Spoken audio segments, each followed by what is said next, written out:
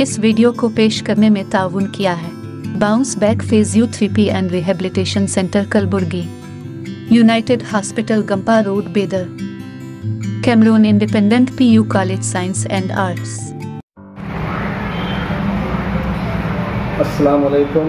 मौजूद अरकान ईदगाह बीदर, आप तमाम लोगों को मालूम है 7 नवंबर 2021 बरोज़ इतवार ईदगाह कमेटी के लिए इलेक्शन होने जा रहे हैं, जिसमें मैं मोहम्मद शाहनवाज इलेक्शन के लिए कंटेस्ट कर रहा हूं और उसमें मेरा सीरियल नंबर 36 और मेरा इंतखाबी निशान सीढ़ी है।